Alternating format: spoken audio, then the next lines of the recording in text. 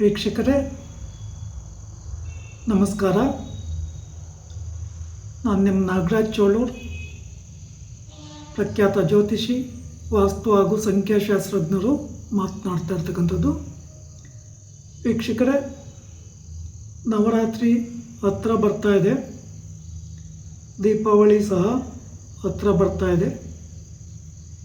ಬಹುತೇಕವಾಗಿ ಈ ನವರಾತ್ರಿ ಸಮಯ ಅಥವಾ ದೀಪಾವಳಿ ಹಬ್ಬದ ಸಮಯ ಬಹುತೇಕರು, ಎಲ್ಲರೂ ಅಂತ ಹೇಳಿದ್ರು ತಪ್ಪೇನಿಲ್ಲ, ಆಫೀಸ್ ಕ್ಲೀನ್ ಮಾಡ್ತಕ್ಕಂಥದ್ದು, ವಾಹನಗಳನ್ನು ಸ್ವಚ್ಛ ಮಾಡಿ ಪೂಜೆ ಮಾಡ್ತಕ್ಕಂಥದ್ದು ಆಯುಧ ಪೂಜೆ ದಿವಸ.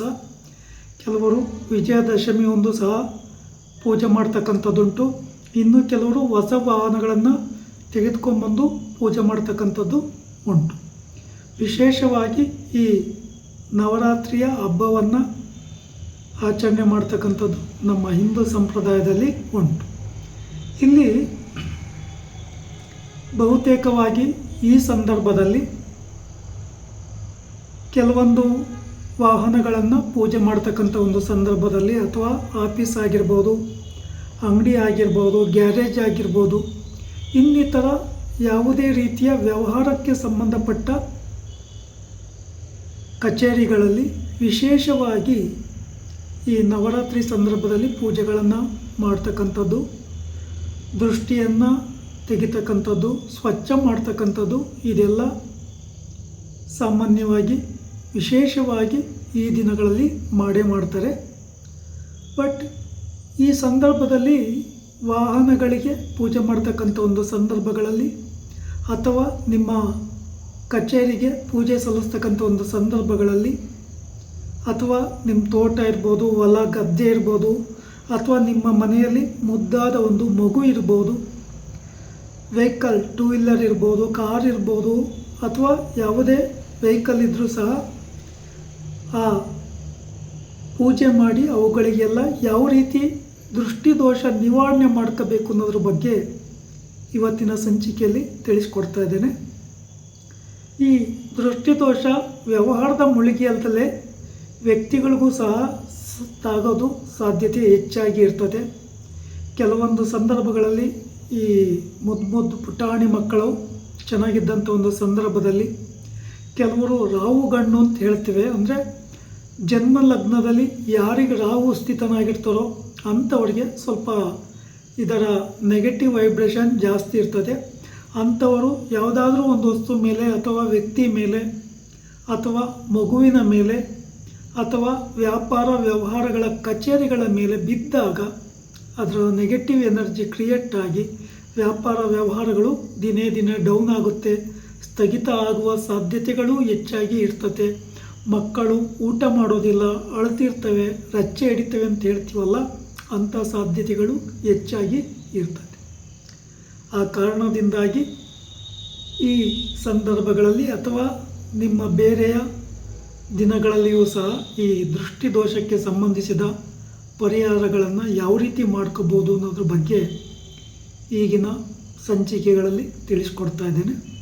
ಹಾಗೆ ದೃಷ್ಟಿದೋಷ ಯಾರ ಜಾತಕದಲ್ಲಿ ಲಗ್ನಾಧಿಪತಿ ಬಲಿಷ್ಠನಾಗಿರ್ತಾರೋ, ಸಪೋಸ್ ಈಗ ಮೇಷರಾಶಿ ಅಂತ ಅಂದ್ಕೊಳ್ಳಿ, ಮೇಷರಾಶಿಯಲ್ಲಿ ಕುಜ ಇದ್ದರೆ, ಅಥವಾ ರವಿ ಮೇಷರಾಶಿಯಲ್ಲಿದ್ದರೆ ರವಿಗೆ ಉಚ್ಚ ಗ್ರಹ ಆಗೋದ್ರಿಂದ ವೃಷಭ ರಾಶಿಯ ಲಗ್ನ ಆಗಿ ವೃಷಭ ರಾಶಿಯಲ್ಲಿ ಚಂದ್ರ ಇದ್ದರೆ, ಮಿಥುನ ರಾಶಿಯಲ್ಲಿ ಬುಧ ಇದ್ದರೆ, ಕಟಕ ರಾಶಿಯಲ್ಲಿ ಚಂದ್ರ ಇದ್ದರೆ, ಸಿಂಹ ರಾಶಿಯಲ್ಲಿ ರವಿ ಸ್ಥಿತನಾಗಿದ್ದರೆ, ಕನ್ಯಾ ರಾಶಿಯಲ್ಲಿ ಬುಧ ಇದ್ದರೆ, ವೃಷಭ ರಾಶಿಯಲ್ಲಿ ಶುಕ್ರ ಇದ್ದರೆ, ತುಲಾ ರಾಶಿಯಲ್ಲಿ ಶುಕ್ರ ಇದ್ದರೆ, ವೃಶ್ಚಿಕ ರಾಶಿಯಲ್ಲಿ ಕುಜ ಇದ್ದರೆ, ಧನುಸ್ಸು ರಾಶಿಯಲ್ಲಿ ಗುರು ಇದ್ದರೆ, ಮಕರ ರಾಶಿಯಲ್ಲಿ ಶನಿ ಭಗವಾನರು ಅಥವಾ ಕುಜ ಸ್ಥಿತನಾಗಿದ್ದರೆ, ಕುಂಭ ರಾಶಿಯಲ್ಲಿ ಶನಿ ಭಗವಾನರು ಲಗ್ನದಲ್ಲೇ ಸ್ಥಿತರಾಗಿದ್ದರೆ, ಮೀನ ರಾಶಿಯಲ್ಲಿ ಶನಿ ಭಗವಾನರು ಗುರು ಭಗವಾನರು ಸ್ಥಿತರಾಗಿದ್ದಾಗ, ಈ ಗ್ರಹ ಸ್ಥಿತಿಗಳು ಬಲಿಷ್ಠವಾಗಿದ್ದಾಗ,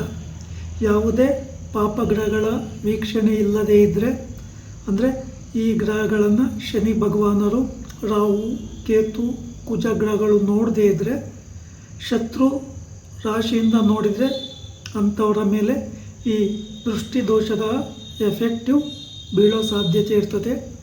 ಇನ್ನು ಕೆಲವರಿಗೆ ರಾಹು ಕೇತು ಬಲಿಷ್ಠವಾಗಿ ನೋಡಿದರೆ, ನಿಮ್ಮ ಲಗ್ನಾಧಿಪತಿ ನಿರ್ಬಲನಾಗಿದ್ದರೆ, ಸಪೋಸ್ ಮೇಷರಾಶಿಯ ಅಧಿಪತಿ ಕುಜ ಕಟಕ ರಾಶಿಯಲ್ಲಿ ನೀಚನಾಗ್ತಾನೆ, ಹಾಗೆ ವೃಷಭ ರಾಶಿಯ ಶುಕ್ರ ಕನ್ಯಾ ರಾಶಿಯಲ್ಲಿ ನೀಚನಾಗ್ತಾನೆ. ಈ ರೀತಿ ನೀಚರಾದಾಗ ಅಂತಹ ಸಂದರ್ಭದಲ್ಲಿ ಆ ಕುಟುಂಬದಲ್ಲಿ ಯಾರಿರ್ತಾರೋ ಅಥವಾ ವ್ಯವಹಾರ ಮಳಿಗೆ ಯಾವುದಿರ್ತದೋ ಅಂಥವರಿಗೆ ಈ ದೃಷ್ಟಿ ದೋಷದ ಎಫೆಕ್ಟು ತಾಗುವ ಸಾಧ್ಯತೆ ಹೆಚ್ಚಾಗಿ ಇರ್ತದೆ.